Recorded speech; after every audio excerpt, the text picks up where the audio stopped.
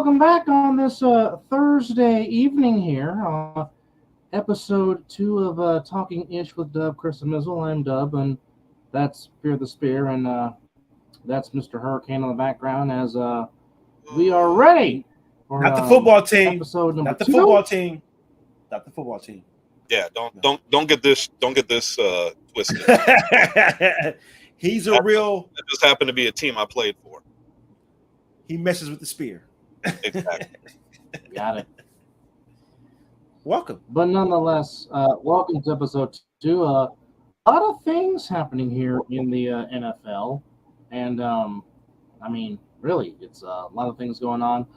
Certainly in the last 24 hours, the Atlanta Falcons were certainly busy as they had 2 upgrades to their defense. Yesterday or the day before yesterday, they traded for All-Pro defensive lineman Matthew Judon from the Patriots. All it cost them was a 2025 third-round draft pick, and then today, they added Justin Simmons to their defense. And hello, Mr. Bridges, and hello, Travis. Good evening. Thank you for chiming in and watching. Man, so the Falcons upgrading their it's defense. always good to have Travis on the show, man. It's always a blessing. How about them Bears? Well, yes, the Bears did put up 33 on the Orchard Park Bills. In a preseason game. We're a preseason game. Do that in the regular season, and then maybe I can have a discussion. Can I? I would like to just say something real quick on. Yes, sir. Go ahead. Because I'm flipping through here. I'm trying to find. I'm flipping through Facebook right now, just so you guys know, because there is a young man who Dub and I know very well, who came from the East Coast to play A7FL. Couldn't hang with any team and left. And he seemed to have had a brain lapse, is the best way for me to put it, because his Super Bowl pick today was the Atlanta Falcons versus the Baltimore Ravens. Now, see the look on Dub's face? That just kind of says it all. Yeah. But may I digress a little bit and say the Ravens I can understand. The Ravens I can understand. Look, but Mizzle and I's alma mater mascot, I'm not buying that Kool-Aid. The Falcons. They got the Falcons winning 11 and 12 games right now. The same team that has the defense that was basically like a sieve last year, and there's a reason. There's a reason we called him. He called himself Vanilla Vic, as in. Well, I'm not even going to go there, and we changed that to Vanilla Wafer, and that's all I'm going to say. I'm going to keep it like that. I have a question. Okay. Well, Mizzle, you just said some are picking the Falcons to win 11 and 12 games. Did I hear that correctly? I was listening to Shine on Sports today, and Adam Shine has him at least winning 10 to 11 games, and then somebody else came on the radio and said 12 games. I was like, okay. Holy fuck. What are we doing right now? What are we thinking? If Kirk Cousins can make a full year, I don't even know if it's 9 because it took 9 wins for that division to get in the playoffs, right? 9. Correct. Yes. So what makes you think what they did makes them get 3 more wins? I don't see where the defense maybe, but picking up Kirk Cousins. Look, I'm going to say it this way. Don't give a shit who I piss off. Okay. Well, this is our show. Not that you ever did. Go ahead. We can piss off whoever the hell we want to. This is our show. Yeah. And I mean, we'll get to the Bears in a minute. And I know Kettle 9 is not going to be happy with me, but we'll get to the Bears in a minute. If Atlanta, and this is just my feelings, things because I watched them in preseason. Now, granted, it's preseason. I agree with all that. What you show in preseason will not be anything close to what you are showing and playing and how you're playing in the regular season. Thank you. So this Vanilla. BS I'm watching right now with Philadelphia beating New England and New England 14-13, does that mean a damn thing? No. No. I can guarantee you half those players that are playing right now will not even be on the squad come the end of preseason. So that being said, I got a couple questions for you guys. And if we're going to talk about Atlanta, please, by all means, jump in, answer the questions because these are the questions that will make you open your eyes. When it comes to offense, besides Bijan and Kirk, who they got? Well, if they can never get that tight end going, Kyle Pitts if they can utilize his talent. And Drake London. There's a reason Kyle Pitts is always hurt, and there's a reason why he is. Hold on. There's a reason why he even though they call him a tight end, the boy can't block. I don't know if anybody been paying attention. The boy can't block. Well, I watch. They don't play him necessarily on the line of scrimmage to block. It's usually lined up to have him line up against a weaker opponent so he could win, which is a smart play. Don't get me wrong. It's a smart ass play. And I think it is a friggin' way to play. Wide receiver core is crazy for who? If you're going to tell me it's crazy for Atlanta, man, don't make me pull it up and I'll start going through them name by name and you can tell me how crazy they really are. I think he's speaking on Atlanta. You think he's talking about? I think he's speaking on Atlanta because just by the or know what? No. Yeah, I think he's speaking on Atlanta. Well, please chime in on that one, Kendall. Well, unfortunately, one of them's out for the season, which is Rondell Moore, who is a kid I do like, but he's out for the season. But hold on, we're looking at. Let me look at this. He was talking about Atlanta. Hold on, let me tell you. Let me read these names to you guys. I know my college players. I've seen college players. I've seen quite a few of them. Drake London, Darnell Mooney, Ray McLeod, former Niner. Seen all of them play. Please, anybody, please tell me where do those names really strike fear in the hearts of a defense? That is London has the talent if a quarterback can get him the football, but that's been the issue. Who's this? For the last couple of seasons with the Atlanta Falcons. Drake London. The kid does have potential, but again, he does have potential. Got to get him the football. That's been the problem with the Falcons. I don't disagree with that, brother. That's been the problem with the Falcons the last couple of seasons is nobody throwing the ball, and I agree. But you can say the same about Kyle Pitts. Ooh. Darnell Mooney was a top receiver with the Bears. If he was a top receiver with the Bears, they wouldn't have let him go. Ooh. Period. The fact of the matter is, good players or good to great players or players that are borderline elite usually don't move unless it comes to age or something like that within the NFL. Good players do not get released. Good players do not get their money. Period. So to sit there and say, "Oh, he was a great player for the Bears," then why'd the Bears let him go? Why'd the Bears decide that it was necessary for them to go out and draft and trade for other wide receivers? Because DJ Moore is a lot better, and Keenan Allen is a lot better, and Komet's a very good tight end.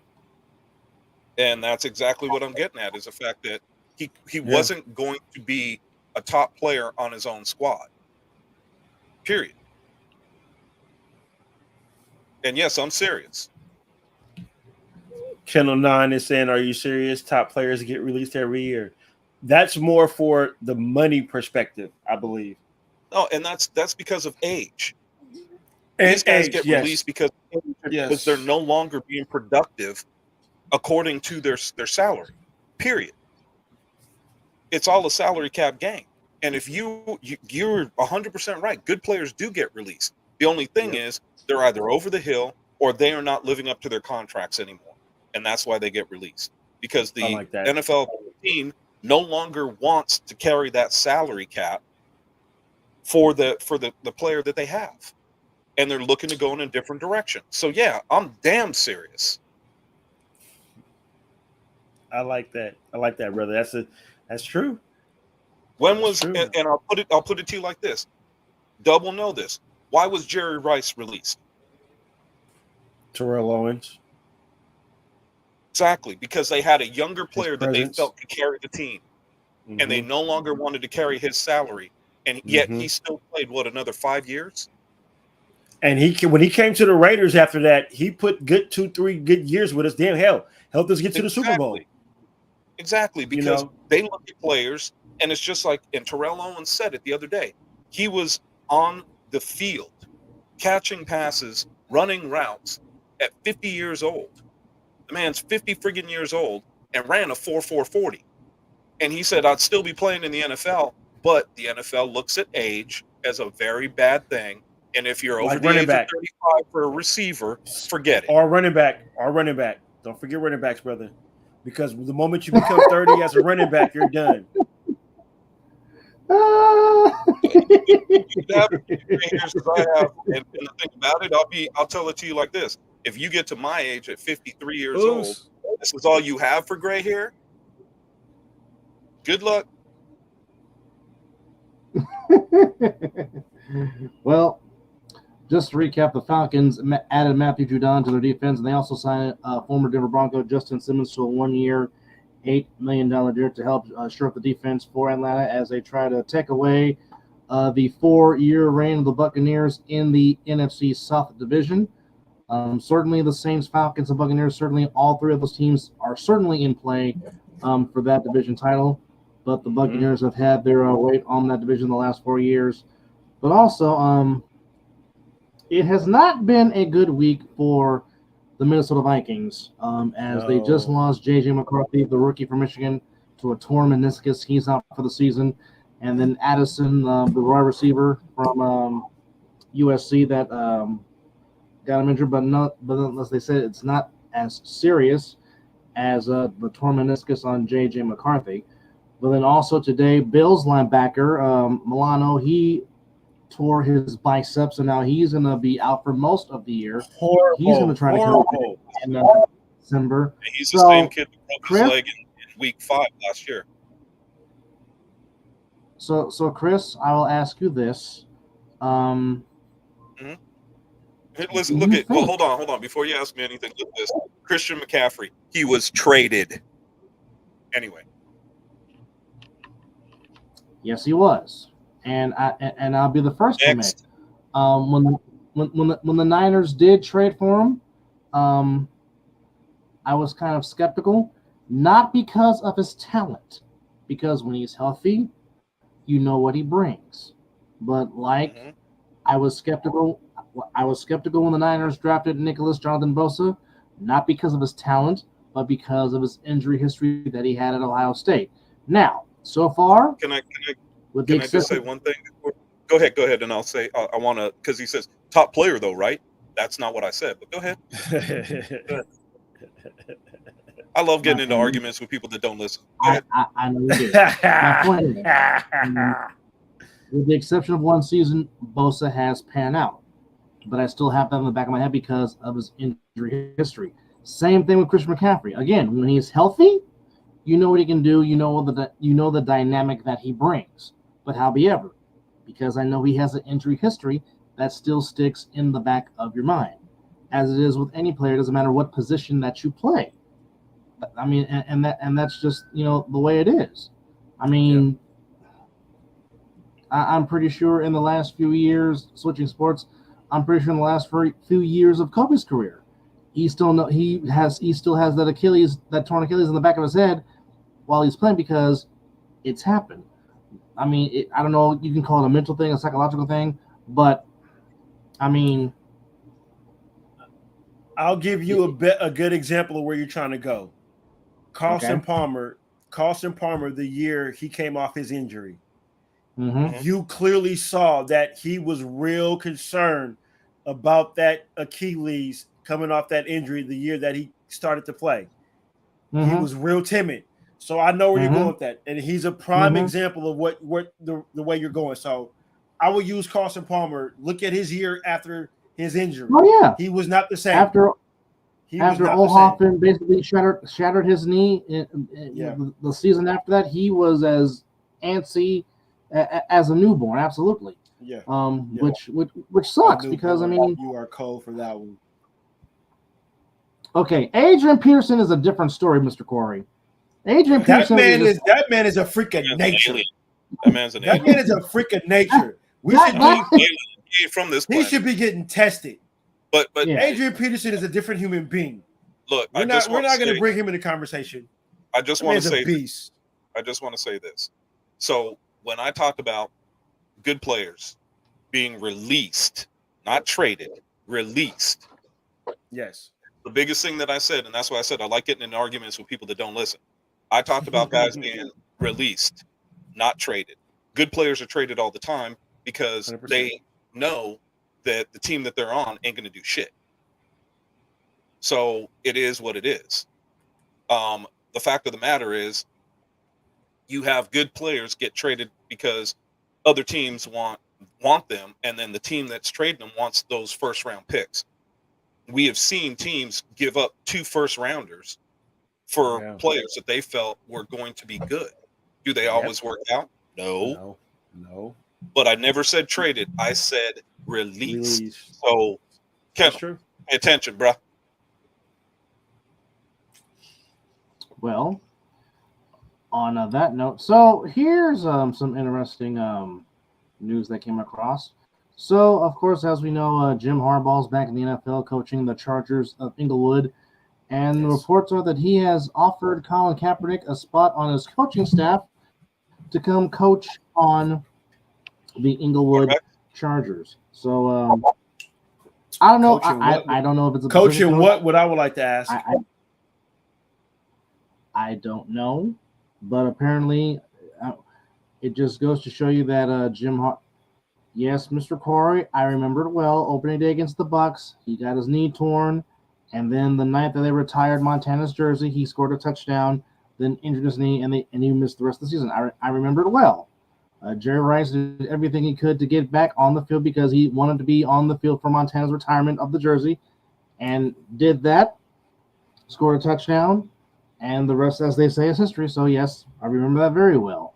But I don't know what position he would be coaching on the team, but it just goes to show you that Jim Harbaugh still has his back. Mr. Corey says Kaepernick will be public relations coach. I don't know if they want to have him in the PR department. Actually, did you see this one? And I'll put this one up. I understand this. He did come back. The only thing is he did come back and then wind up breaking his kneecap. Ooh. Because on that situation, what they were doing, I don't know if they still do this for the situation. I don't think they drill into the kneecap anymore. They used to for the ACLs. And the reason why they let them heal longer is because they used to make sure that kneecap was okay.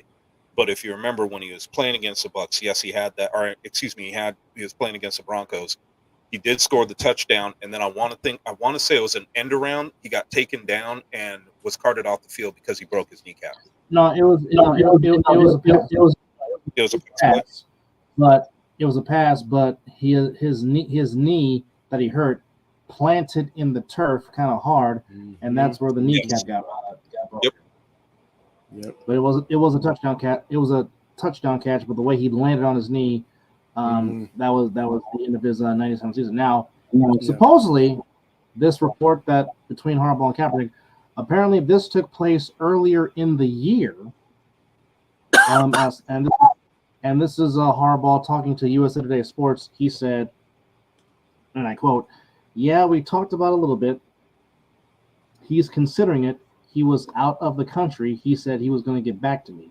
We haven't reconnected since then. That was early in the year." So supposedly early in the year, Harbaugh offered Kaepernick a spot on his coaching staff in Inglewood with the Chargers.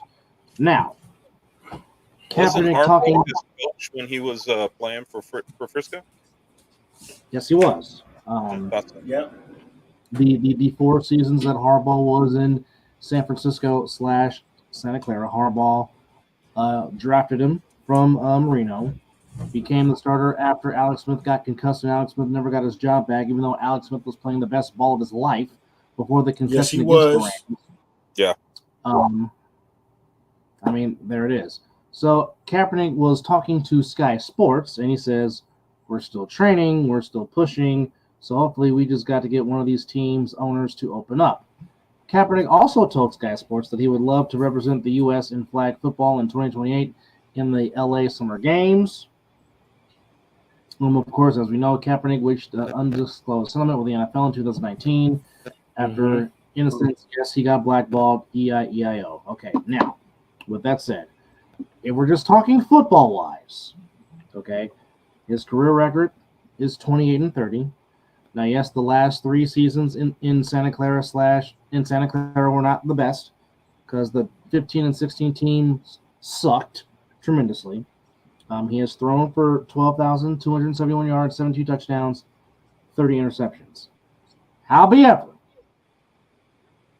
as talented as he was, once film got put on him and teams adapted and adjusted, that's where he failed to get better and adapt and adjust. I mean, come on now. Blaine Gabbert should not be beating you in training camp. I don't care if you have an injury or not. Your talent is more God-given than Blaine Gabbert's. And yet you lost your starting job to Blaine Gabbert. Yeah. Blaine Gabbert, who has a Super Bowl ring being Tom Brady's backup. Hello, Mr. Gaethel. How are you? Well, we got some people coming in, man. If you guys want to talk football, let us know. Get your questions up. Yes. Well, we'll be answering them, and it has nothing to do. I know we're on the other side of the ball network, but it has everything to do tonight about the NFL. So that's all we're talking about tonight. If you got questions about A7, save them next Wednesday for show 99. Yes, I'm on for that one. I'm off that day, so I'm on for that one.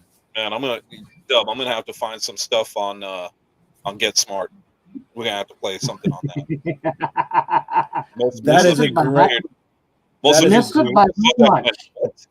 Get Smart? That is a great movie / television series before it became a movie. Well, the movie wasn't with the originals. That's the only. Of course, that's what I said. The movie was good, but if you don't know about the TV series, then you won't know. Let's just say, and I'm about to show my age here, but back in the days, folks, Nick at Night used to be a thing. Yes. Whenever Nick and Night would go off the air, Nick and Night would take over, and that's how we learned about the Donna Reed Show, Dick Van Dyke, I Love Lucy, Mork and Mindy, Mr. Ed. Mindy. Yes.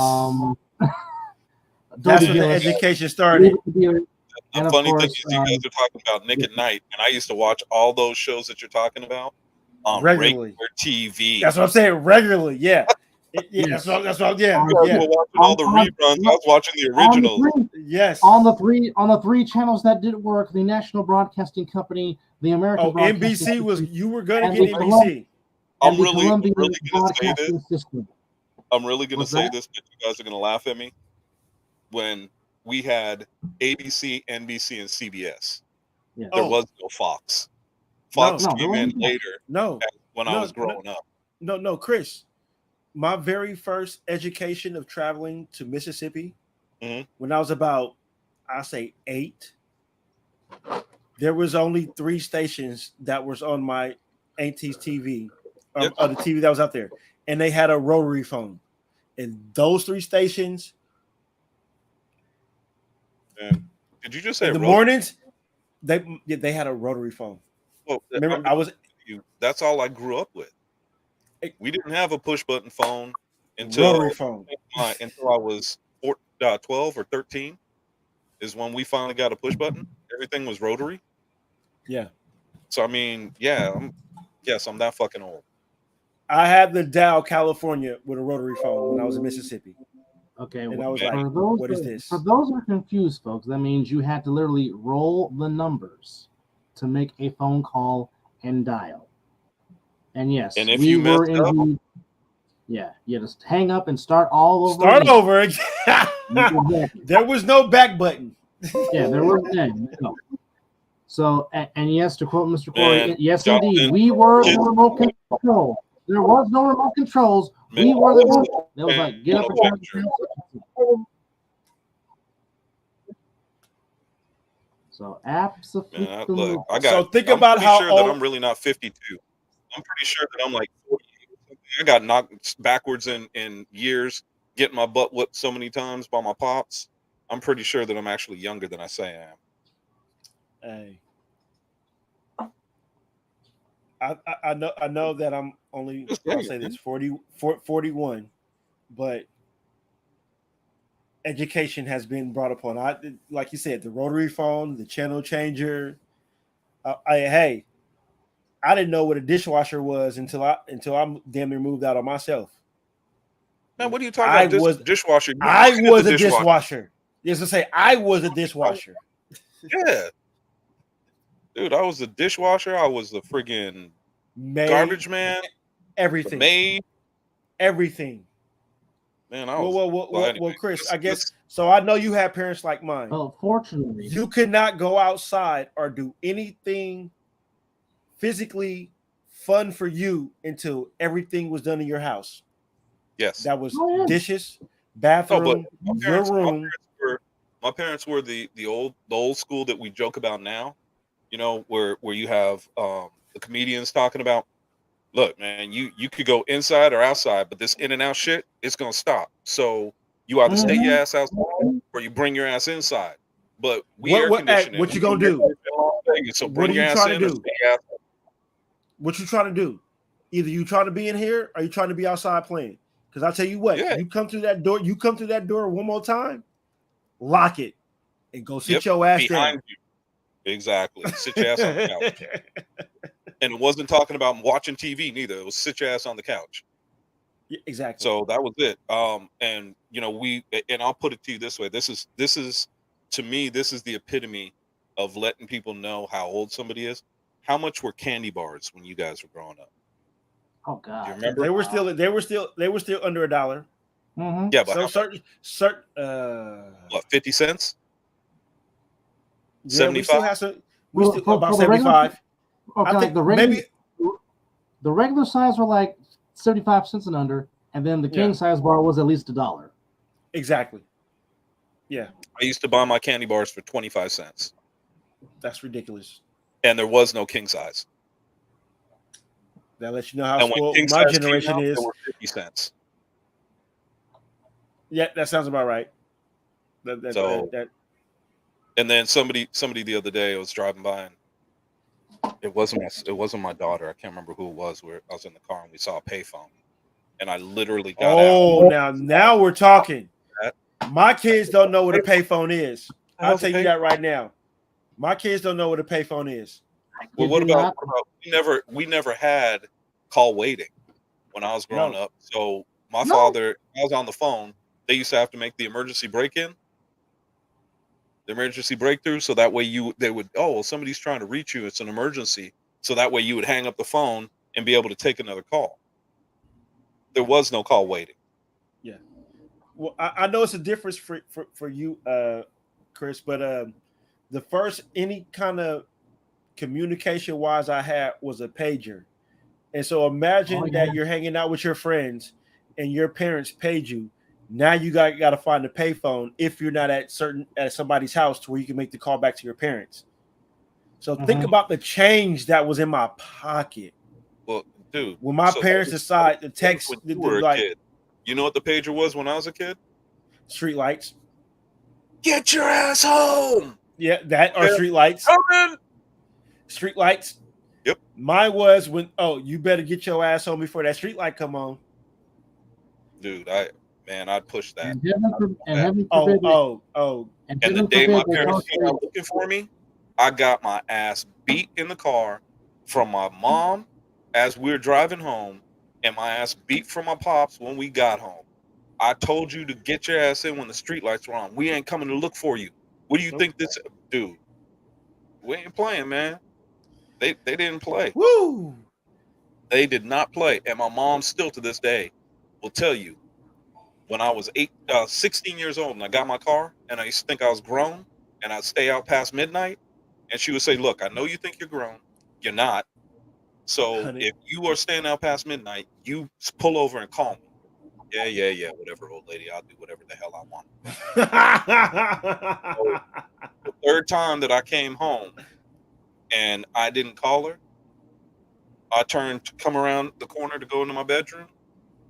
All I felt was a back of my head, went straight down to the ground, rolled over. There's my mom, all 5'2" of her, standing there with the cast iron skillet that she just hit me in the back of the head with. And I looked at her and said, Mom, it's me. I know, as she was getting ready to swing it again. And to this day, I tell that story, and my mom will sit there with a big ass smile on her face. She got you right. She's 82 years old, and she will laugh at that story because she remembers it like it was yesterday. And you learned the lesson that day, didn't you? Dude, I learned, man, look. What time is it? 11:59. Pull over to that payphone right there. I got to call my mom. Well, dude, we still go. I know. Just pull over right there real quick. Let me call my mom. I got to call my mom. Because I knew if I didn't, that skillet was going to hit me in the back of the head again. And I wasn't about to have that. My head flat enough as it is on the backside. I don't need no more flat parts of my head, all because of a skillet.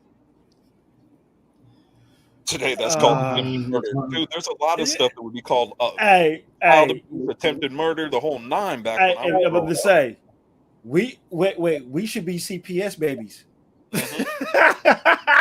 Not just latchkey kids, man.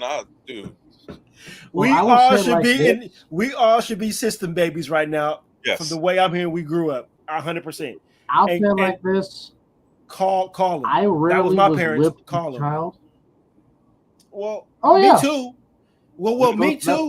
But when I got it, it was well deserved. I was not a person that my parents never walked around the house whooping me. Yeah, I found out. I deserved it. I got my butt whooped by my father with you remember the sliding glass doors used to have them thick ass sticks behind them. Yeah, oh yeah. He whooped my ass with one of those, and I said, "That's child abuse. I'm calling the cops." He said, "Go ahead. When they get here, I'm gonna beat their ass too." What year was that? What year was that? I need the year. That was probably 80. That was Super. That was 84. No, that was Super Bowl 27. When Chris's Cowboys did their first back-to-back, which was the 92 season in January of 93. No, it was their first against the Bills. The Bills. 93, I was still living in Richmond. Oh, 93. 93, I was still in Richmond. I was 10 years old. I was 10 years old. I was 10 years old that year. So yeah, I was living. That's where I was at. For that particular Super Bowl, I was at a 3 I was at a 3 o'clock church service because my hometown church was the emphasis of we have a 3 o'clock program at so and so church or at 3 p.m. And we're going to stick to it. We're going to have the guest here at 3 p.m. So, I didn't watch much of Super Bowl 27 live. I think the only thing I watched live about that game was the end of the third quarter touchdown pass from Frank Wright to Don Beebe. And, of course, Leon Lett not holding onto the ball as Don Beebe knocked the ball away, preventing him from a touchdown. But Agreed. Michael Jackson halftime was one of the greatest. Him and Prince. Prince show was the best. Prince and Michael Jackson were the best halftime shows because guess what? Show in the rain in Miami was playing Purple Rain, 100%. But for Michael Jackson to get on that stage and just look at the crowd for a little bit, and they were going bananas. Oh yeah. And then he decided to perform after 5 minutes to stand at the crowd. But the thing about that was, now the story has been told many times, but of course the producers of NBC was like, "Okay, Michael, the show's going to start when you take your glasses off." Okay. Nope. Now. Nope. Nobody is going to tell Michael Joseph Jackson how long to sit there and wait, because if he wants to stare, he wants to stare. Now, people that are fans of Michael Jackson know that Michael Jackson is a totally different person when he gets onto the stage. 100%. All that shine reserve, all that shine reserve. Tito, give me some tissue. That is different when he steps on the stage. For sure. He's a performer. He's a performer. When he steps onto the stage, it's like he just transforms into his version of Optimus Prime. And he will sit there and stare for 5 minutes. Then, which you did. He'll take off what you did. So I'm going to get my butt in trouble. Uh-oh. Real quick. And I want to address this. So we're going, okay. About them Bears. All right. Want to address this real quick. No, it's not because it's Kennel 9. I want to address it because I want to see more. But right now, they remind me of the old ball coach. And I can't think of his name right now. I know that when I say it enough, he used to coach the Hurricanes, coach the Washington Redskins. I can't think of his name right now for nothing. Steve Spurrier never coached Miami. He coached Steve Spurrier, yes. Spurrier, yeah. Let's say that's what I was thinking too. Spurrier.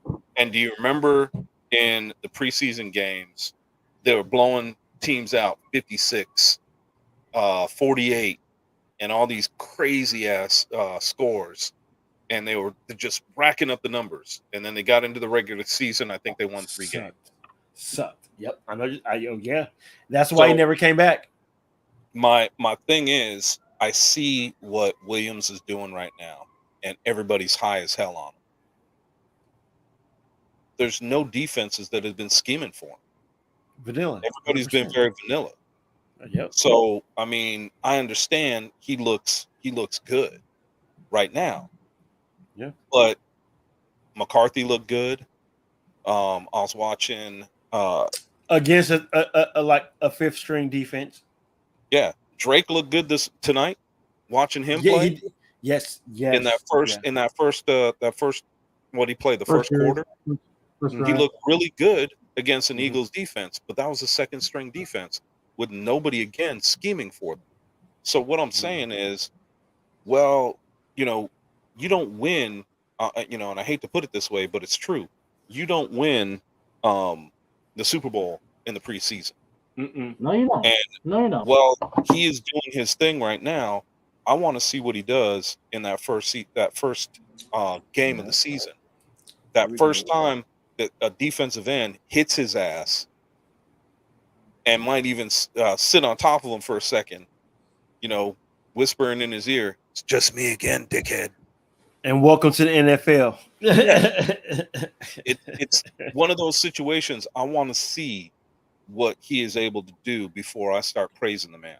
Because right 100%. Now, you can look great against these defensive players in the preseason. But that's why you heard me say what I said about Trey Lance last week, because I wanted to see something from him, and he showed me nothing. He showed me absolutely nothing. And he was going up against second and third string players, and he couldn't even find a receiver to throw the ball to. So these are the type of things that make me worry. And I think that you can get too high and too low during the preseason, because you start to see these players and you're like, oh, look at what my quarterback is doing. Look at what they're able to. Dude, calm down. Calm down. Wait until you start playing in the regular season. Wait until teams start game planning for you and start seeing what you're able to do, and then putting you in bad situations. And let's see what your quarterback does then. Because I guarantee what he's seeing now, it ain't going to be even near what he's seeing during the regular season. Correct. So that's all I'm saying. And it's not a knock, but I can't say for any team right now. I don't even give a shit if it's the Kansas City Chiefs and they're the defending champions. Nobody looks good right now in my eyes. You can't tell me that you look good when you got the whole number one defense sitting on the sidelines. That's why I say preseason to me is scouting. Just, I'm watching like a scout and I'm watching like a coach. Scouting. And it's like, okay, who can Who can I put on my practice squad? Who can I, get filmed to other teams so they can get a job? That's Well, the emphasis of preseason. You want to see flashes. You want to see Exactly. You don't necessarily have to see them do it all game, but show me a flash. Show me that you understand, and you can, as a quarterback, you can control your offense. As a defensive line, show me you could stop the run. Show me that you are getting to the quarterback, and you're making them more comfortable. These are the things that I want to see in preseason. As a cornerback, show me that you're sticky. You can cover the receivers. You can knock balls away. You can intercept passes. Show me that type of stuff, and that you're always around the ball. And that's all I want to see. Linebackers, show me in the run that you're able to, run through that gap, whether it's the A, B, C, or D gaps, and make a play in the backfield. Show me you understand what's going on, and that you're not getting, beat on any kind of misdirection play that usually they don't show in preseason. So that's all I'm saying. Show me some stuff first before I can say anything about you. And has Caleb Williams flashed? Oh hell yeah! But like I said, I want to see him do it against a number one defense, and not number one ranked. I'm just saying first string defense. Starters. Just starters. Exactly. Yeah. And show me that you're not getting confused on what they're showing you on the when they're mixing up their defense and when they're game planning and disguising. That's all. Yep. When a real D coordinator is scheming up how to stop you from being good. Yeah. Are they taking one of your big players away from you or stopping the run game? Exactly. And then pinning their ears back to come after you in the pass. Yeah. Well, like me and my brother's dad will say, bullshit football. It doesn't count. You're sitting here just trying to figure out who's going to make your roster. For me personally, I love watching preseason because, number one, I get to scout, but it lets me know two things. College football is close, and we're just a near step closer to the NFL season. And we have this. Well, for example, look at the background. Now, for those of us that grew up in this era, when you saw the football field with the infield there, that meant two things. Football season is coming. Yep. And baseball season is coming to an end. That, and it was time to go back to school because summer's about to end. Yes. Because we went back to school in September. I don't know what these kids are going to do now. We went to school after Labor Day. Yep. We started school after Labor Day. The Tuesday after Labor Day. Exactly. We didn't start school earlier than the holiday. It was always Labor Day. Yeah. I always came back from Mississippi in the summer towards the end of August.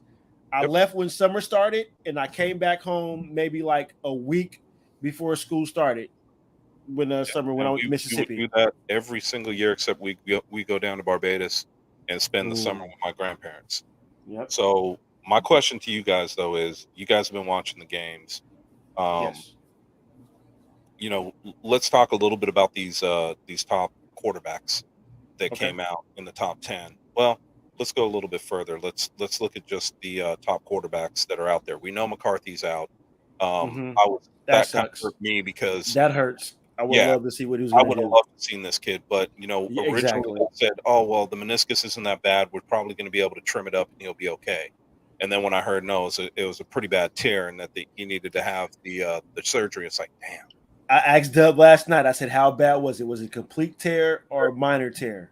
They didn't give. We couldn't get the full details of it, but it sounded like it was a good, clean tear. They didn't release it, so yeah. Well, normally, if they don't release it, then that means it's really, really pretty bad. For those, a good, clean tear. Yeah. That means he couldn't do nothing. For those that care, the Eagles did beat the Patriots 14-13 for what it's worth in this preseason game. We don't care, especially because it's the Patriots. I'm sorry, that's just my Raider fan. I know we're a sports show, and we talk sports, but nonetheless, here are the full slate for Saturday's preseason games. So we got the Ravens and the Falcons in Baltimore. We got the Giants and Texans in Houston. Baltimore and Falcons starting at 9 a.m. That's pretty doggone early, but nonetheless. 9 a.m. on a Saturday? Let's 9 a.m. on a Saturday, yes. get to watch that Giants before work. At 10. Dude, what game is that? The Falcons and the Ravens at 9 a.m. Wow. Exactly. That's are they playing in Baltimore? As far as I know, yes. That's Wow. a noon game on a Saturday. Crazy. 9 a.m. I'll take it though, because I I'll like be up. I like it. Is right? Like it. Me too. Now let me make sure that's 9 a.m. Pacific time and not, 9 Eastern, and it's meaning it's 6 a.m. out here in the West Coast. I'll still be up at 6 a.m. You're not wrong. You're definitely I'll not still be wrong. foxing with it. It won't be hard for me to be up watching that game if it's 6 a.m. All right. Well, 6-9, I'm good to go. Continuing on with the Saturday slate of games, Bears and Bengals in Chicago. That's at 10 on NFL Network. Lions and Chiefs rematch of Week 1 last year at Arrowhead. Browns and the Vikings at the Dog Pound at 125. Steelers at home. Russell Wilson will make his Steelers preseason debut against the Bills. That's at 4 p.m. They just got into a fight today, but the Jets and the Panthers in joint practices will get it on in Carolina at 4 p.m. Same time, it'll be the Dolphins at home against the Commanders. Titans again at home against the Seahawks. Cardinals traveling to Indianapolis at the Big Horseshoe to take on the Colts.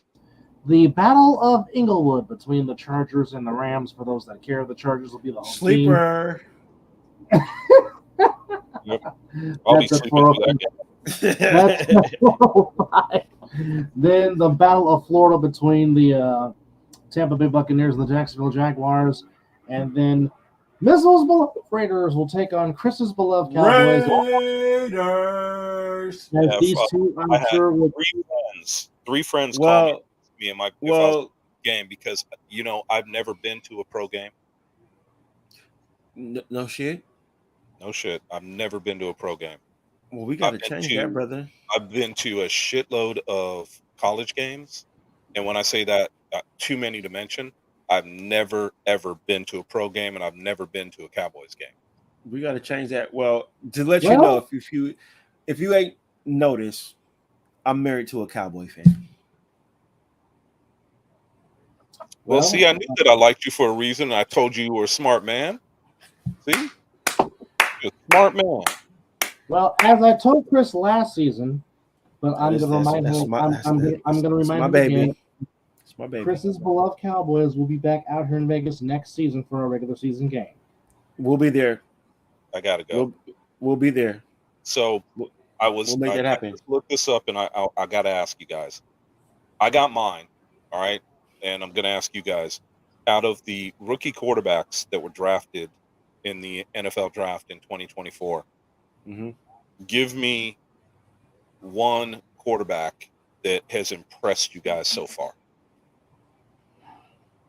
Before he got hurt, I'm going to say J.J. McCarthy. Before he got hurt, I was really impressed with McCarthy. I would say, even at the expense of my team, I would say McCarthy, but Jaden Daniels did have a good performance his first time out there. Jaden Daniels had a real good performance out there. He was the most impressive rookie in week 1 of preseason. Yes, his opening drive with the bomb that was a tiny window that he was able to hit the bomb through, and then his run in for the end zone. It showed his arm strength and his arm talent, and also his athleticism. 100%. Also, in addition, I was very impressed with the way Bo Nix ran the Broncos offense.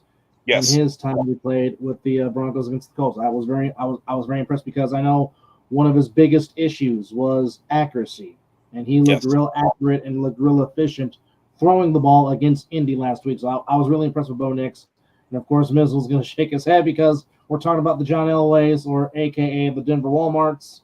Well, I will take my Raiderism out of it, and I will say Bo Nix did. He did look good. I like I said, I'll take the Raider out of me, but as an analyst and sitting here being as we talk about sports and we have to be, got to talk about it right. Bo Nix did look good, and let me ask you guys this question. Go ahead. How did Michael Penix look to you guys for Atlanta against Miami? Dude, just read my mind. So, okay, yeah, Michael looked to me kind of like he did in college in different games. You got the good and the bad. Yes. Michael Penix in this last preseason game. The bad, him overstriding, high passes, that whole nine. Then you got the good, where he was threading the needle and making plays where it was very impressive. So he's very good at throwing a slant route. Yes, and the thing very good at throwing a slant route. The thing that kills me with him is his consistent inconsistency. Yes, I like that's that. the only thing. I like that, Chris. I love it. That is very good. Very good. Spot on. Yes, love it. That was there. The kid that in college was one of the most what I would consider consistent passers, but when he was off, he looked horrible. Bad. And in this game last Sunday when they played, he was consistently inconsistent, and we got the good and the bad with him. But what I thought that gave his coaches, it gave them the blueprint to make him better. And I think that he's going to get better as he plays. And to me, the only thing that worries me about Michael is his age. And it's not too big of a knock because he is an older quarterback coming into the pros. But to study under Kirk Cousins isn't going to be a bad thing as long as Kirk wants to give him the time that he needs. And what I mean, I don't mean, hey, Kirk, play out your contract. We need 3 years out of you. No, I mean, help this young man come along. Help him understand the game. And the fact of the matter is, it all comes down to defensive reads, because the defense is going to take you to your open receiver. And what I saw out of him was a lot of reads where he was not sure. And that was his inconsistency.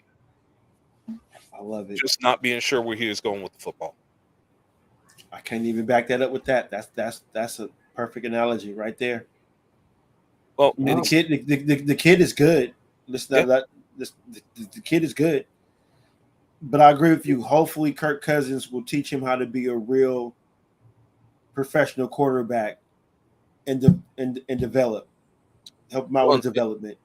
When you get some of these older quarterbacks, and Kirk's not what I consider an older quarterback. What I would have considered an older quarterback was Brett Favre when he had a young Aaron Rodgers in his stable.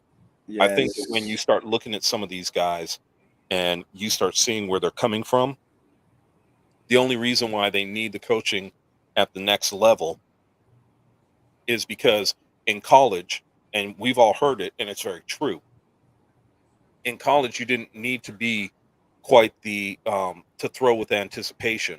Why? Because your receivers were running wide open. They were 2 and 3 yard separations. In the pros, you have to understand the nuances of throwing your wide receiver open. You have to understand the nuances of throwing with anticipation because you know where your guy is going.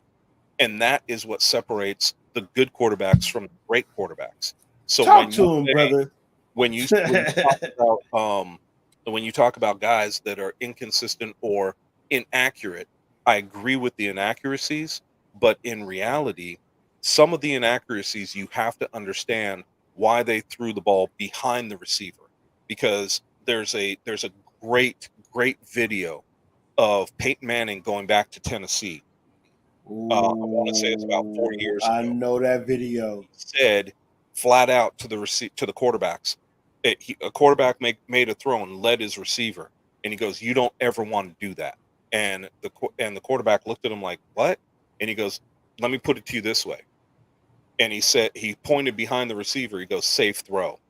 Putting the ball on him, safe throw. Putting the ball in front of him, hospital. You're not going to have that wide receiver again for the next couple of games. And when he you'll be lucky if he doesn't whoop your ass for throwing the ball like that. AKA the Jimmy Garoppolo no throw. Hospital balls. And the thing Hospital about ball. it is you have to understand as a quarterback and as a receiver, and I understood it when I was playing, if a quarterback threw me the ball just slightly behind me, I knew it wasn't because he was trying or that he was inaccurate. I knew it was because there was a defender in front of me. I'm not looking at the defender. I'm paying attention to the football. He's saving my ass because he's making me slow down to make the catch. And therefore the hit isn't going to be as bad. So to what I'm about to say right here is the perfect point to what your analogy. Why do you think quarterbacks and wide receivers practice the back shoulder throw so much? Well, Miz, it's not just the back shoulder throw. It's also when we used to run quick slants, there's a couple of different ways to throw a quick slant. And a lot of times the receiver doesn't see did the middle linebacker, because a lot of times quick slants you'll notice will come off a play action. A lot of them will come off a play action because they're trying to best time to run it. The linebacker, right? And basically what happens is you have these guys that'll put the ball on the receiver so he can make a catch and defend himself. You never lead a receiver in a quick slant if you see the safety dropping down or the linebacker not biting, because I can guarantee you are laying your wide receiver out for death. Death. So straight death. On another podcast, I heard a guy say for the Trey Lance he should have been playing last year for the Cowboys in some of those garbage time games where the Cowboys were blowing out other teams. I'm like, no, because they still had some of their starters in, and he would have gotten those starters killed. How many games was that? The nuances of the offense yet, and he's still leading his receivers and still throwing high balls. That's going to get them hurt. So I get where some of these young guys are coming from, but when I heard, Peyton say that to the Tennessee quarterbacks, it made a shitload of sense, because when I was playing, if my quarterback threw it high and I went up to get it and you left me exposed and I got hit in the ribs, or somebody decided to take my legs out from underneath of me, we having words on the sidelines. Pissed. And the words are going to be, what the fuck were you thinking? You can see them. I can't. You better bring that ball down so I got some protection. So while we sit here and we talk about these young quarterbacks, like I said, the Jaden was the one that I really was impressed with.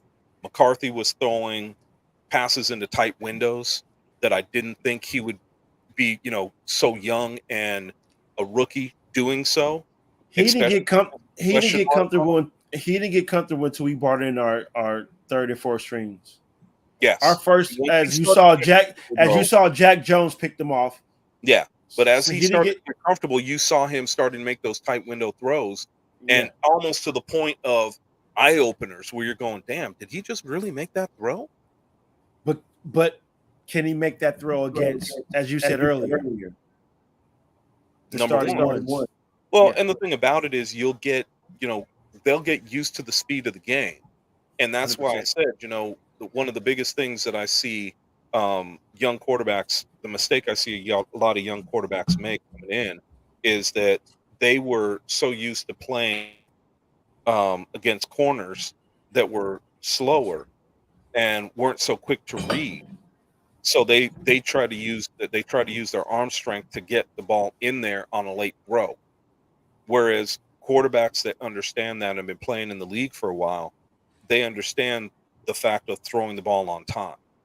And so that's the difference that I see right now. So that's why I said Jaden was, to me, the most impressive.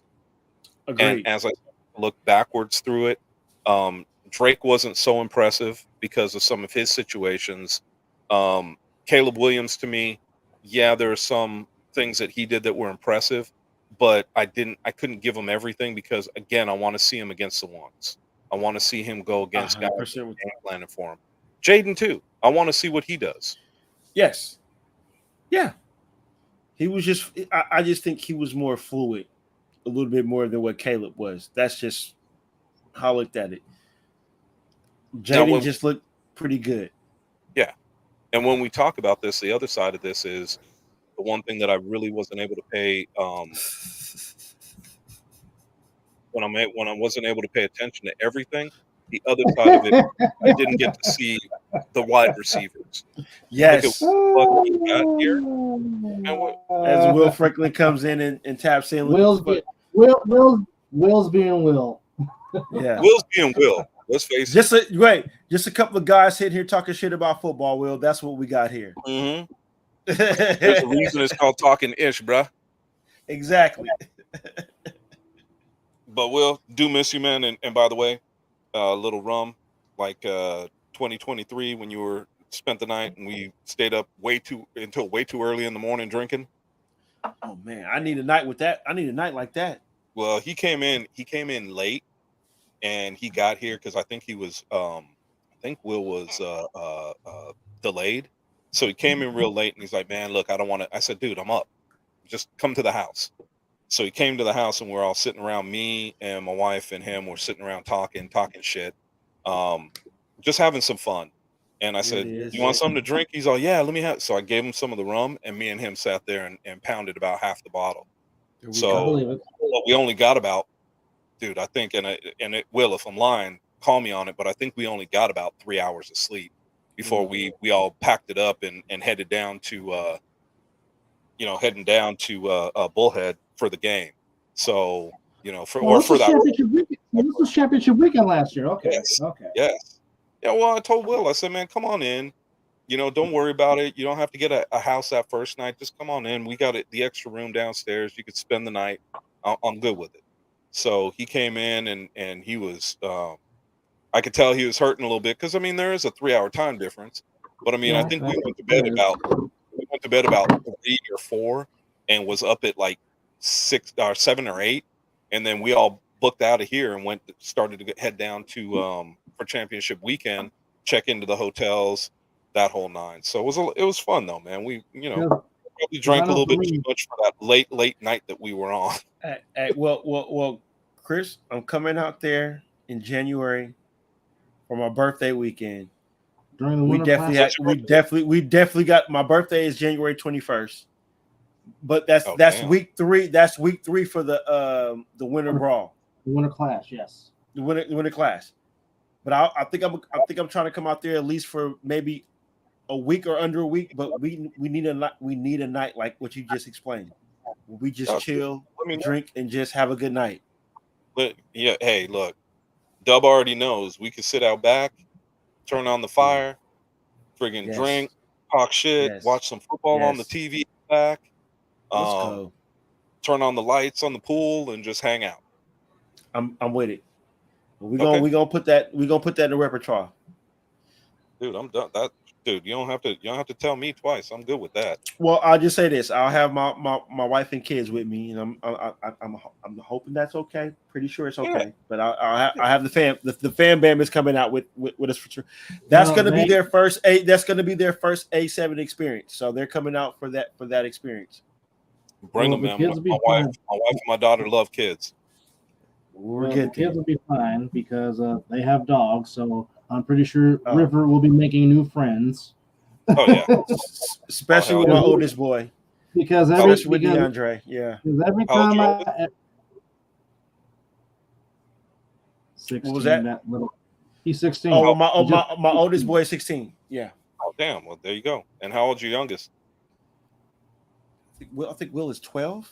He just turned 12. Yeah, my youngest is 12. My oldest is going to be 24 in September. Shit. September what? But she's September 15th. And mine's 24. My oldest is going to be 23 in November. My little big godbrother just turned 28 yesterday. You shut your mouth. Shut my mouth? You shut your mouth about my niece being 24. Well, yeah, true that. Touche, light bright. Touche. But yeah, man, we can also go out if you want to go to. I have go still get really good food. I've got a great steakhouse we could go to for your birthday. Oh, baby. Yeah, Well, I'll call my boys at Primal, and we could head down there for your birthday. Let's go. Zelly also wants to take me on to come out there too as well. So we'll all make that happen. But yeah, the goal is for the fan band to come out there for that January for that for the fall the classic. Yeah, man. So it's funny because we got a lot of birthdays in January. My pops was, and I say was because we lost him in May, but my pop's birthday was May 10th. My mom's or not May 10th, January 10th. My mom's is the 28th. Let's My go. cousin's is the 29th. We've got my daughter's boyfriend's is the 4th. My wife's anniversary is the 15th. So I mean, there's a lot of stuff that goes on in. Your Viking was slow dancing with the cake. Yeah, and Scotty Viking was slow dancing with the cake in my. If somebody has that video, please send it to me. I would love to see it. Steve Ashmore has a picture. Who has it? Who has it? Steve Ashmore has a picture of Scotty smiling at the cake, slow dancing. I will definitely be sending Steve a message later on because I hate to tell you this, but Steve ain't the only one with that picture. Oh well, I need it. He sent me all those pictures. But anyway, let's get back to football. Yes, indeed. Let's get back to football. Bring us back together, Dub. Yeah, we got a little bit longer. Now, since you guys are playing your guys as each of the teams respectively, now I know you guys will just be watching as scouts, not as fans, because, like I said, this is BS football. But I guess from your guys' perspective, what's the one thing you'll be looking at? Because apparently I know AP has said that the starters will play Saturday against the Cowboys. Chris, what's the one thing that you'll be scouting in watching the Cowboys be in close proximity to where you live, if you will? Or I guess give me a couple players that you're going to be paying attention to very carefully. So the thing I'm going to be paying most attention to is none of the Cowboys starters are playing.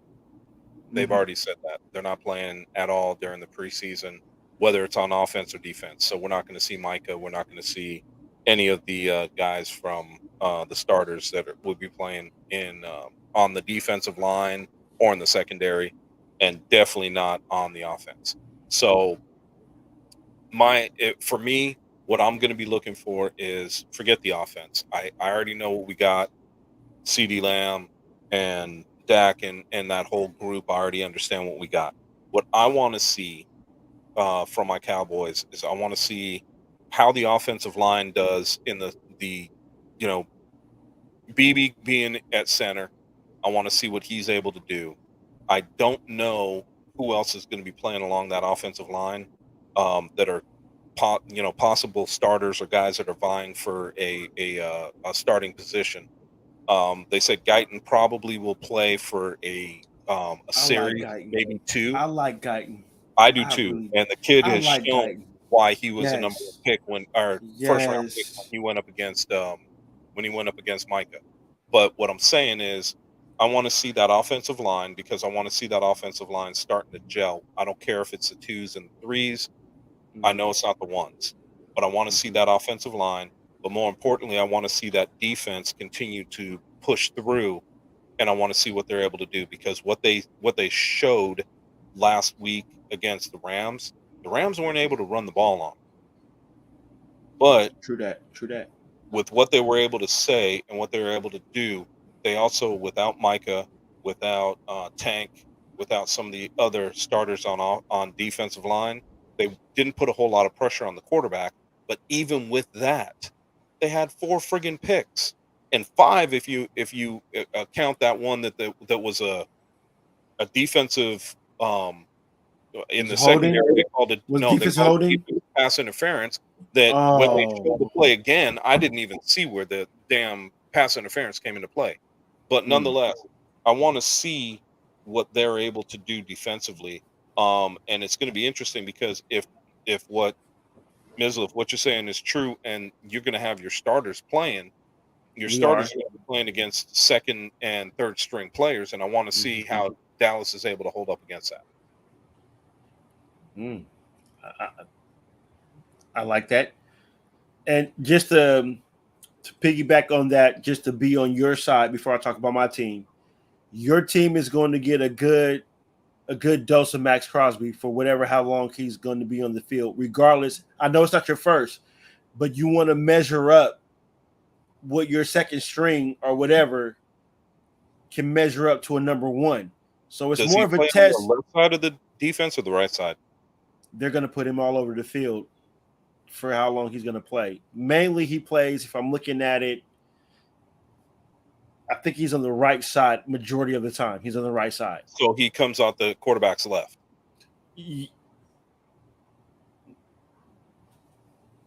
No, he's on the left side then. Excuse me. Yeah, he's on the left side because he comes off the quarterback right side.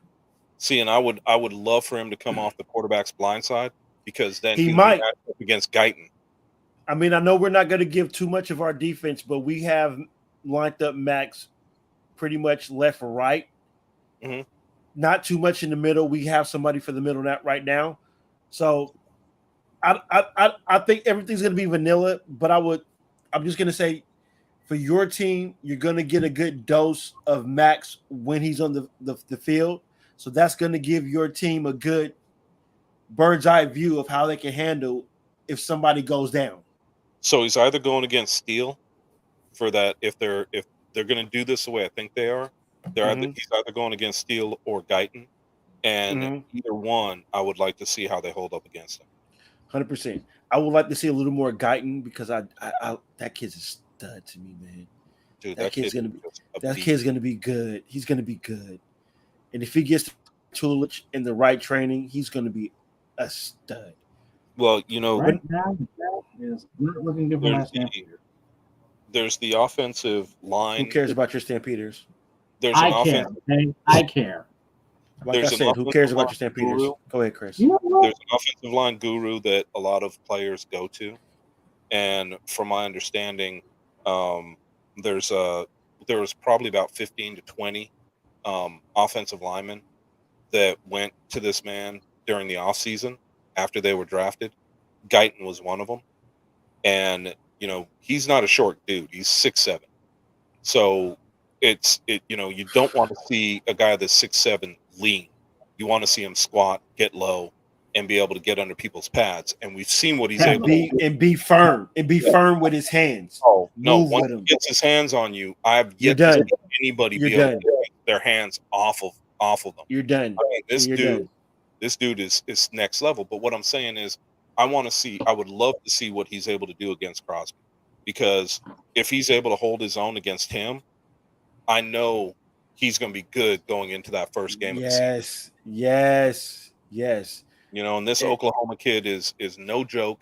Nope. Man, he's they say he's got a mean streak in him.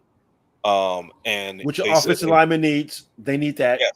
Yeah, and that's why I want BB to win the starting position at center because he's got a mean streak in him. And if you saw what he did in practice when they're practicing against the Rams, he knocked the dog shit out of his own player and the defensive player.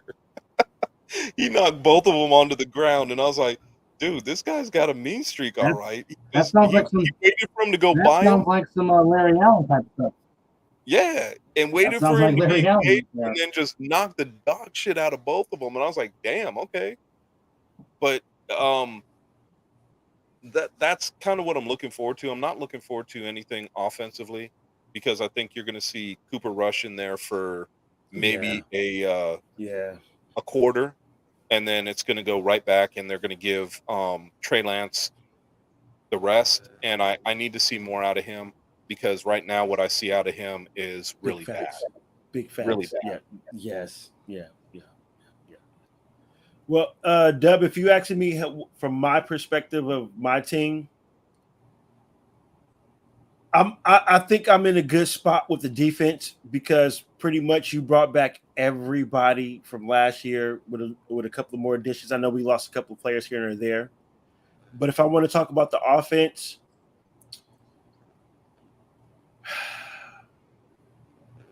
it's more of the quarterback thing, and I want to see a little more of Zeus because I believe Zeus is going to be the more predominant running back I also want to see Dylan. Is it Labe? Am I saying his last name right? Labe.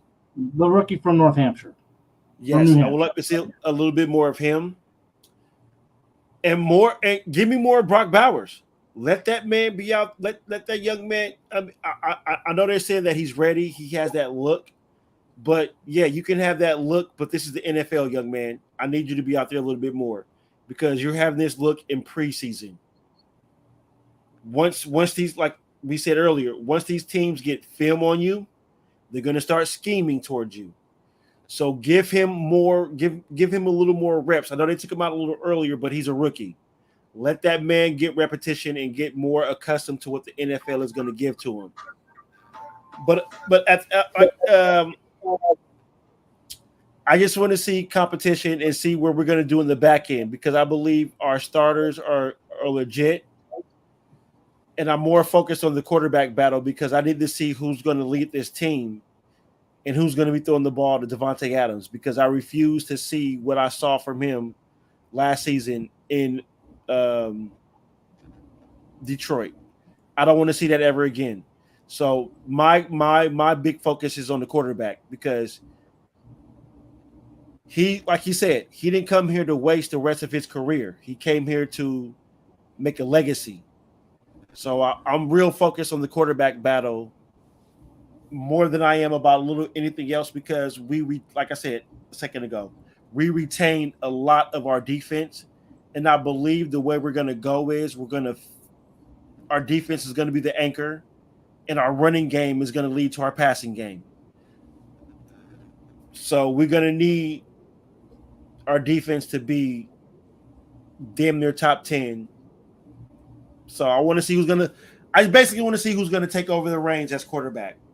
If that's what you want, if you're asking me what I'm looking for coming up this Cowboy game. Because like I said, I know our wide receivers are going to be legit. The tight end core is going to look pretty solid. The offensive line needs to still come together. But our biggest thing is we do not have a quarterback that has yet to take over this team. So that's what I'm looking for out of these next two preseason games. Bringing out the big guns. I love that. Yeah. Yes. Yes, I've got a soundboard. Now, I don't just use it, but I do. And I love it. But just look forward to the quarterback battle more than anything else because we all know the quarterback is the shit when it comes to the NFL. That's the way they're making the NFL now. When we were growing up, it was defense because you can lay a motherfucker out back in the day when we were growing up watching football. So now the NFL now is more tailor-made to offenses because that's what they say the people want. We just want good quality football, if it's defense or offense. But I get it. So that's why I'm more focused on the quarterback to see who can lead the team. We just want it to be awesome. That's it. 100%. Awesome. Nothing more. But just to round out the Week 2 schedule, Sunday it'll be the Packers and Broncos in Mile High. And the Elway, sir. I refuse for you to call them the Broncos on this show or any show we do. It's the Elways or Walmart. Get it right. You can call them that if you'd like because of your disdain for that team that plays in the Rockies. I understand it. Sure, you're the only one that's professional on this broadcast. I get it. Well, you could call them another thing. You could call them the Elways if you want, but I'd just like to call them the Jackasses. But anyway. Well, I mean, John Elway is the logo, especially when he smiles. I see why my brother wanted me and him to be on the show because did you see how he just tag team off that? That was beautiful. I don't know if you saw me earlier. I was like, which hand is it? And I'm like, okay. And also when I can't. I'm trying to get into the picture just right, so I could rub my own head right here. wearing the number 2 field, but the nightcap, Niners and Saints in our that rounds out week 2. So for those that are keeping count, it is 21 days if you are a Chiefs and a Ravens fan, 22 if you are a fan of the Eagles and the Packers, 24 for most of the NFL. That's including Mizzle's Raiders. Oh, that's right. And- because we have a Thursday, Friday, and Sunday, right? Yes. Because And we have for me- the Thursday, Friday series is overseas. They're going to be across the pond. Well, and don't Mhm. forget, this year is the first year we'll have a Wednesday night game, Oh shit! Christmas. Yes. Yeah. Yes. So, and then, of and course, by the way, plays in 25 days. the one quarterback we didn't talk about as a rookie that I was actually pretty impressed with too was Spencer Rattler. Yes. Yes, you look. Thank you, brother. Thank you. Yes, because he did have a good performance, and I'm glad we brought him up because he did have a good. Yeah. Yes. I think he was more impressive than I thought he would be. I think low key he might be he might be the quarterback that might surprise a lot of people from this draft class. Yeah, I'm thinking the same thing, and I think that as much as I hate to say this, but I think he is the heir apparent to Carr, and not that I hate to say that part of it, but what I hate to say about it is I wouldn't be surprised if the Saints showed Carr the door quicker because of Rattler. I'm just saying. I think that he is, from what I saw on with his first game, he showed me something, and the poise that he showed playing in that game was pretty impressive because he marched them down the field for that field goal as they got closer to the end of the first half, and that was pretty impressive. And even Carr, when he came off the field, was one of the first people to shake his hand and tell him what a good job he did. Yeah. These are the type of things that I always say you can't teach QBs. You can't teach them to be the first one in, the last one out. You can't teach them that. You can't teach them to be a leader. You either are or you're not. You can't teach them to have poise and not crack under pressure. So these are the things that I look at and I see from him as a young player. And we'll see it from all of the young players, right, throughout this season, especially the ones that are expected to start, like we got with Williams and with Daniels and some of the others, and Drake and some of the others. We'll see how they play this thing out, especially when teams are game planning for them. But when it comes to some of these young guys, I want to see their poise under pressure because that tells me a lot of what they have already. What do you got to say after that? That was well spoken right there. Right now, the Ottawa Red Blacks are leading the Calgary Stampeders 28-19 in the third quarter. And again, who cares about your Stampeders besides you? Like I said, my Argonauts already took care of business. Yeah, and you guys are on a bye week. All right, so enjoy your bye week. Tomorrow it'll be the Saskatchewan Roughriders at home against the defending Grey Cup champions, the Alouettes de Montreal, and then on Saturday it'll be the Edmonton Elks against the Hamilton Tiger Cats, and on Sunday it'll be the Winnipeg Blue Bombers taking on the BC Lions. That rounds up your the Tiger Cats have been playing some good football too. Yeah, they as Chris is I love it. Hey, so right now I love the soundboard. Montreal. The saxophone makes its appearance here on the Talking Ish with Dub, Chris and Mizzle. As I said, 21 days for the Chiefs and Ravens, 22 for the Packers and Eagles in the teams that wear green playing in Brazil, Packers and Eagles. 22 days away. Oh, I thought you said something about a team from Arrowhead. Oh, my bad.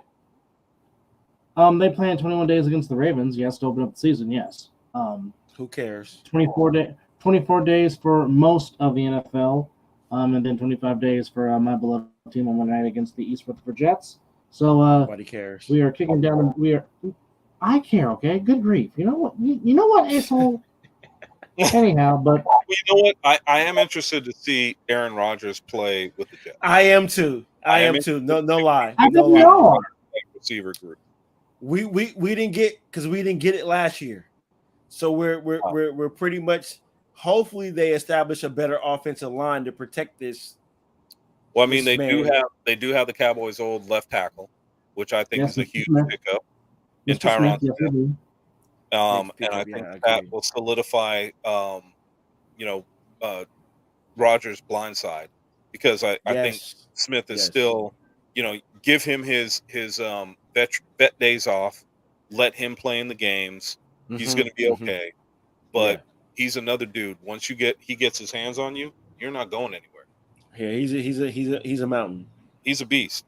He's a beast. 100%. And not to mention, if you really want to see a fine woman, look at the girl he just married. oh boy, well. Oh yeah. And not to mention, folks, we are 1 week away from the start of college football, as we got 5 games coming up to you next Saturday.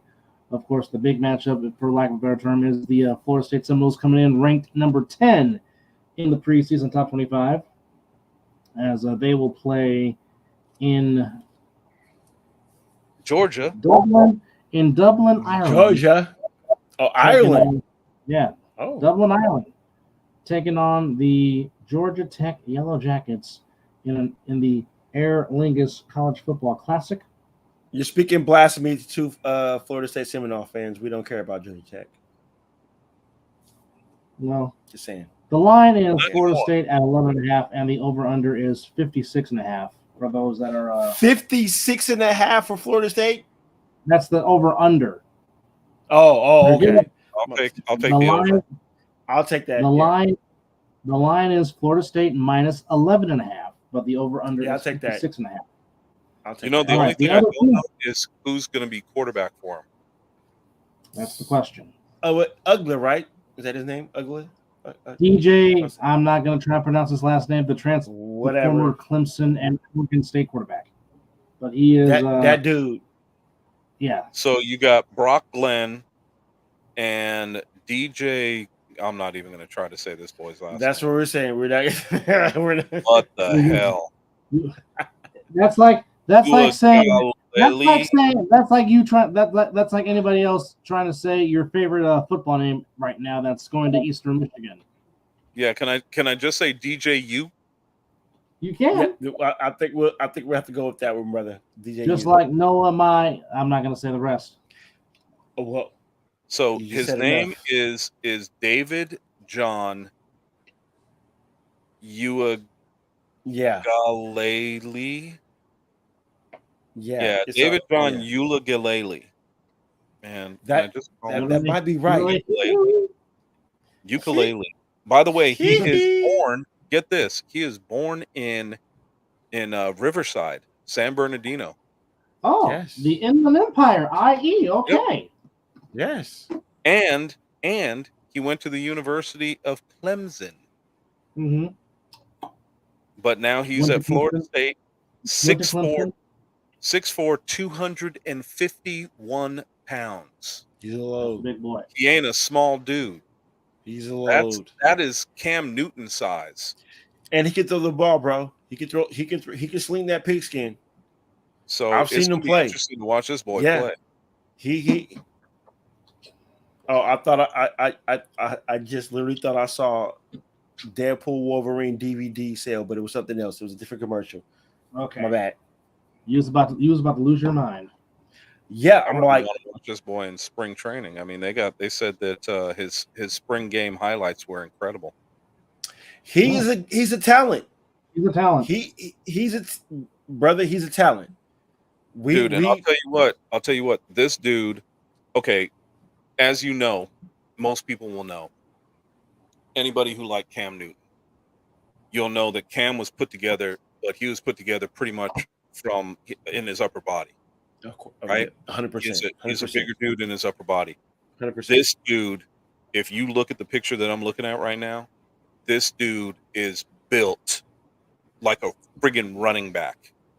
His thighs and calves are the friggin' size of a running back. As a quarterback.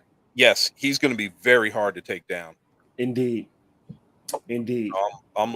This is going to be fun to watch this kid because we had an undersized quarterback last year. Yes, we did. And now we got a quarterback to me that's oversized. But bro, he can throw the football. Man. He's got the football in his hands right now, and it looks tiny. Seriously, it looks tiny. I don't know if you guys can see that. I don't know if you'll be able to see that. I think it's your green screen kind of alters how we can look at it. Yeah. But this dude. Well, you ain't got to explain, brother.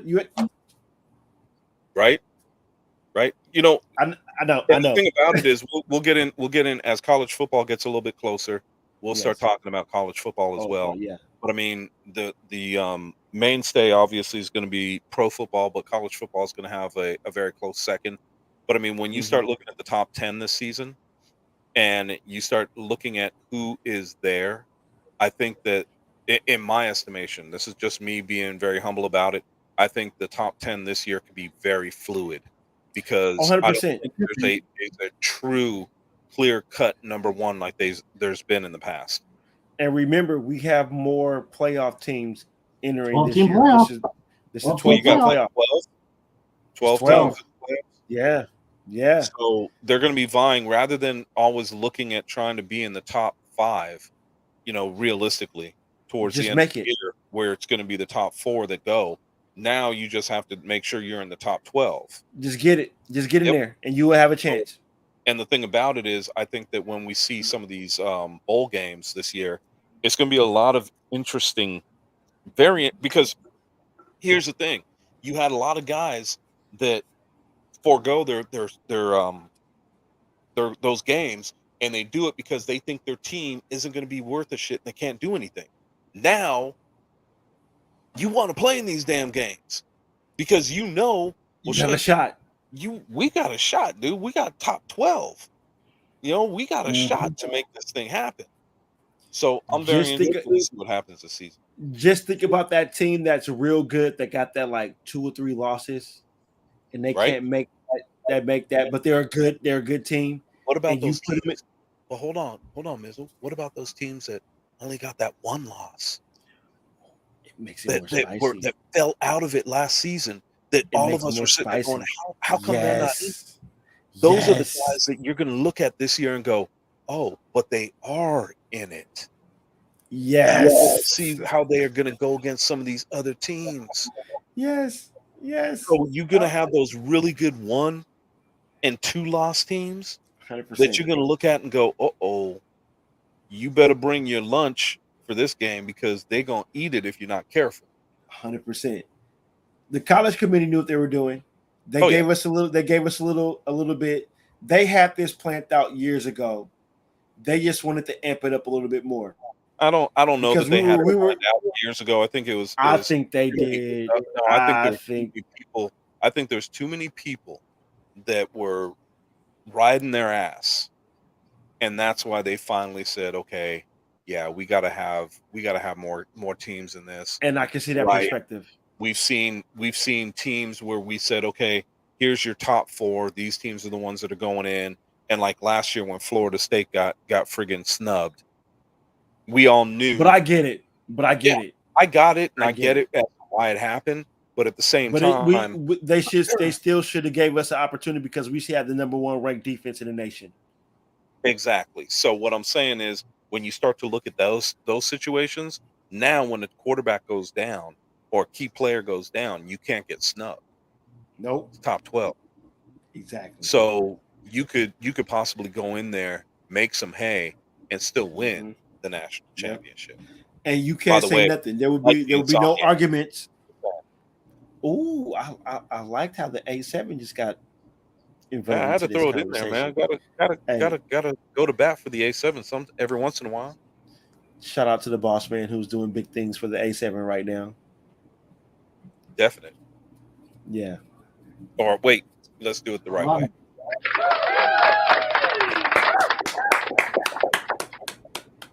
Yes.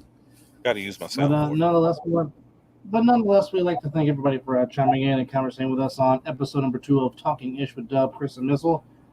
We hope you guys enjoyed this upcoming weekend's preseason games. You guys can continue to scout as we are getting closer. 21 days away from the season partially starting. Like I said, we got games on Thursday, Friday, Sunday the 8th, and Monday. Yes. Before we end it, warn the new audience that people that's been following us. Now that football season has started, let them know how much they're going to get sick of these faces. Big time. Let them know. Well, we'll just say it like this. Well, first off, I think we should aim, and I'll just make this announcement here. Since it's all going to be part of the Other Side of the Ball network, which Nick will be working on a page tomorrow to create a Other Side of the Ball network. We apologize for that. The Mizzle and Dove show apologize. We were just trying to do the right thing. We apologize. Don't mention Step name and you'll be okay. Exactly. We won't mention Step name and we're fine. We promise. We promise it won't happen again. And we're good. But nonetheless, indeed, we'll just say here. But since Mizzle will be off the last weekend in August, I think we should make August 31st our yearly NFL prediction show, to where we will have friends. Friday, That is a Saturday. I'm in. That's a Saturday. All right. Get your popcorn ready. Have we some should beverages. start early. We should start No. This is what I'm saying. Get your popcorn ready. Have your beverages. Get your snacks. We're gonna start early, but again, the last time we did this type of show, it damn near went 6 hours, and it did not feel like 6 hours. It felt like where we're at an hour and 37 minutes. Yep. It felt like that. Is Josh That's how you on the show?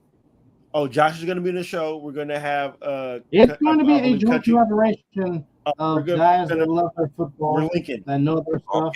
I'm getting in Josh's ass. I'll tell you that right now. Me and Josh are going at it. Let's go. Right now, me and Josh are going at it. We are going to give our division winners. We're going to pick our wild card teams. And, of course, as always, we're going to give our Homer Super Bowl pick and our non-Homer Super Bowl pick. So now we will make these announcements on our own personal page. But, again, just to reiterate, August 31st, which is 2 Saturdays from today. Today is the 15th, so the end of the month, the end of August 31st, we will have the Mizzle and Dub show in collaboration with Talking Ish, in collaboration with the Joffos, in collaboration with anybody else that wants to come on the show and be a part of our yearly NFL prediction show, where once again we will talk that shit. Brought to you by the Other Side of the Ball network. Oh, and by the way, I'm going to talk some shit, and I'm going to say, right on that podcast, yes, I'm going to say I love me some Steph chicken curry. And we're going to leave it at that. Now, do something with that. For those that are going to come on the show, I will say this right now. We encourage you, we implore you, wear your team colors on that show. Since this is an NFL prediction show, show your team pride, wear your team colors. So, because that's the only way that's the only way we can do this show is by you. What I got on now? Well, just make sure it's nice and washed before you come on 2 Saturdays from now. But again, I got a couple jerseys. I'm gonna you'll see me in multiple jerseys during that podcast. Oh, baby. Well, I'll tell you what, it's gonna be like a fucking concert, so you can change wardrobes. Oh, I'm gonna be in throwbacks only. No new dudes, only throwbacks. And I will be doing 1, 2, 3, 4, at least 4 jerseys. It sounds like we're doing some cowboy history, ladies and gentlemen. We might need to talk to Cuz to make a special banner for that particular show. The yearly NFL show. Send it out to him immediately after the show is over. I'll talk. I'll talk to him. You know, Cuz is ready to do anything, and shout out to Cuz because he just sent the boss man a final copy of something for the A7, and let me tell you, spit hot fire. Spit hot fire. That's all I can say. But nonetheless, folks, thank you for chiming in and talking some ish with us. It is greatly appreciated. And like I said, we'll be up. So please, if you have not subscribed to the Talking Ish with Dub, Chris and Mizzle page on YouTube, please do so. If you haven't subscribed to the All Pro Joffos, please do so. If you haven't subscribed to the Other Side of the Ball, please do so. If you haven't subscribed to the Mizzle and Dub Show, please do so. Yes, Mizzle. And yes. The young man is working for an intro and an outro for our show. Sweet. So stay tuned so for that. Super Dope Beatmaker is at it again. So there you have it, folks. So and I'm okay if he does a full song with talking ish and it's talking shit. I'm okay with that. Okay, so if we want lyrics, so don't need them. Don't need them if it's just music. No. When I talk to him, because I'll say this while we're live, I'm trying to prep him to be a businessman, so I am paying him for this one, and I asked him for his price because I told him don't treat me as a dad, uncle, and uncle as well. Don't treat us this way. Treat us as that we are customers and we're coming to you. So he gave me a price for the intro and outro without lyrics. But if we want lyrics, I will tell him to give us lyrics, and I will definitely compensate him for that. So we don't need them. We're good. Okay, so we'll just keep it as. But yeah, the Super Dope Meme Maker is working on the intro and outro for. But now you're gonna make me have to pay my daughter for setting up the YouTube page for this because she's the one that set everything up, not me. We gotta give them the right toolage, especially if they're gonna do this type of work or they got to do big things, man. Because you know what, I need somebody to take care of me when I'm older. Exactly, and wait, the one thing he did say before Deb closes out, I know we're getting there. He said, "But Dad, I want to treat you like a family." I'm like, I understand that and I appreciate it, but right now, tell him give you a family discount. Yeah, but he has already done so much for us. So I want him to treat us like we're business, so he can get that out there. So then let him give you your price, and then family discounts 10% off. There you go. Done. I love it. You know, you gotta make some money. I understand it. Give me your price, 10% off for family discount this time. Yeah, we'll be good. I love it. Friends and family discount, 10%. We're gonna get that all day, every day, because I'm gonna be in his ear. Go. Well, I will say also, Cuz is working on a new logo for the show, so I'm pretty sure he's cooking up something with that. So, like I said, just stay tuned. Oh, one more time, shout out to the hardest man working in sports, military, and Flash Media Sports. Shout out to him. Just keep talking, Dub. Just gonna throw up the stuff like that. Oh, that's not what I was trying to do. This one. There we go. There we go. In addition, if you're into graphic design, photos, video, editing, please get with Creative Brothers Productions. Creative Brothers has done a lot of things for the Mizzle and Dub Show. Also is contributing to the ASNFL. Also is contributing to this show. They are very good, humble young people.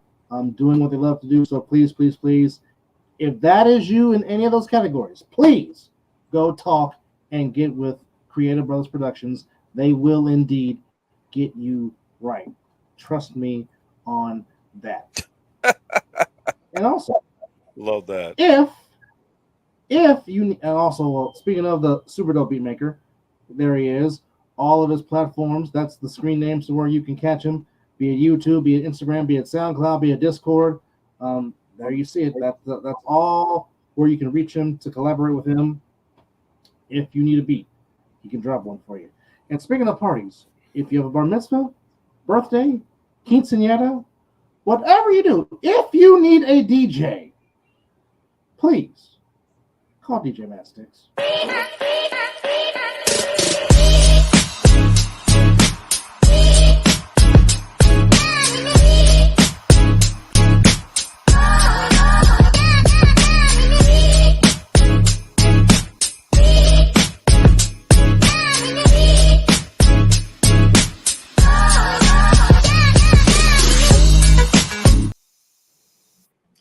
And never tell the DJ what to play.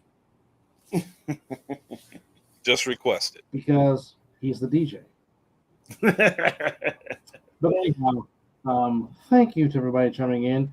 We will catch you sometime next week. Don't know what day, but you'll see us next week.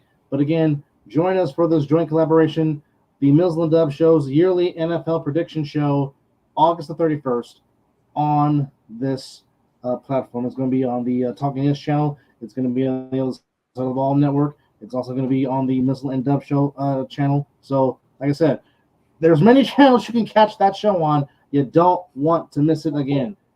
Playoff teams, division winners, and as always, our Homer Super Bowl pick and our non-Homer Super Bowl pick. So you mean to tell me we got a Raider, a Niner, and a Cowboy Homer Super Bowl? That's going to be interesting. Very. To say the very least. Or Chris. Very. And you know what? I'm gonna say just one thing real quick. What's that? I know you guys can see this dude right here in my picture. Mm-hmm. That's my boy John. John, rest in peace, my brother. Love you and miss you. Yes, indeed. Yes, indeed. Well, one more time for Mizzle, for Chris, I'm Dub. We appreciate y'all. It's 5 o'clock some damn well, and we're just three guys talking some ish. See you next week. Have a very safe weekend. Enjoy week 2 of the preseason, and then next week you got college football starting up. So football is getting closer, ladies and gentlemen, and we'll be seeing a lot of us during the season. In the meantime, folks, take care of yourself and each other, and enjoy the weekend. Holler.